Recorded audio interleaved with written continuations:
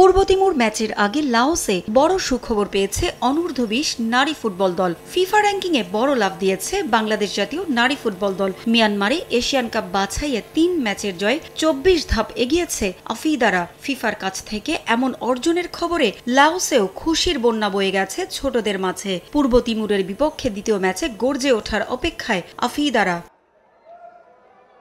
আসরে উড়ন্ত সূচনা হয়েছে অনূর্ধ্ব ২০ নারী ফুটবল দলের। ফিফা র্যাঙ্কিংয়ে এগিয়ে থাকা স্বাগতিক লাওসের সঙ্গে চোখে চোখ রেখে লড়াই করেছে সাগরিকারা। গেল কয়েক মাস ধরে টানা খেলার মধ্যে আছে নারীরা। মিয়ানমারে এশিয়ান কাপের মূল পর্ব নিশ্চিতের পর ঢাকায় অনূর্ধ্ব ২০ নারী সাফ চ্যাম্পিয়নশিপের শিরোপা জয়। এরপর খুব বেশি বিশ্রামের সুযোগ হয়নি সাগরিকা মুনকিদের। পাড়ি জমাতে হয়েছে লাওসে। এশিয়ান কাপ বাছাইয়ে খেলা জাতীয় দলের ৯ ফুটবলার ছিলেন অনূর্ধ্ব ২০ সাফের দলে।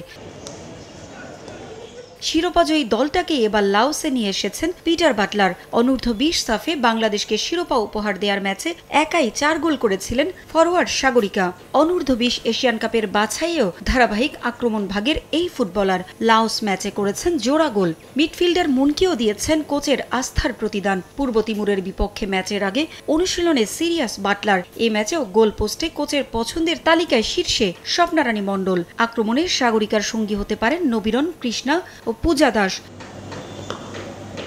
মাঝমাঠে শিখা, শান্তি মার্ডি ও স্বপ্নারী থাকার সম্ভাবনা কোচের শুরুর একাদশে। রক্ষণে জয়নব, আফিদা। তবে গত ম্যাচে শেষ সময়ে লাওসের বিপক্ষে গোল হজম করায় রক্ষণভাগ নিয়ে নিজের হতাশা প্রকাশ করেছিলেন কোচ পিটার বাটলার। এ ম্যাচে তাই গুরুত্বপূর্ণ ভূমিকা পালন করতে হবে ডিফেন্ডারদের। প্রতিপক্ষ পূর্ব তিমুর নিজেদের প্রথম ম্যাচে সাউথ কোরিয়ার কাছে ৯-০ গোলে বিধ্বস্ত হয়েছে। তাই তাদের বিপক্ষে জয় নিয়ে আশাবাদী আফিদারাও। বাছাইয়ের ৮ গ্রুপের চ্যাম্পিয়ন ও সেরা ৩ রানার্স আপ সহ মোট ১২ দল খেলবে আগামী বছর থাইল্যান্ডে অনূর্ধ্ব ২০ এশিয়ান কাপের মূল পর্বে। তাই মূল পর্বের আশা বাঁচিয়ে রাখতে জয়ের বিকল্প নেই লাল সবুজের। সিনিয়রদের পথ ধরে উড়তে থাকা বয়সভিত্তিক দলও চায় দলগত চেষ্টায় সে আশা বাঁচিয়ে রাখতে। পারভিন আক্তার, সময় সংবাদ।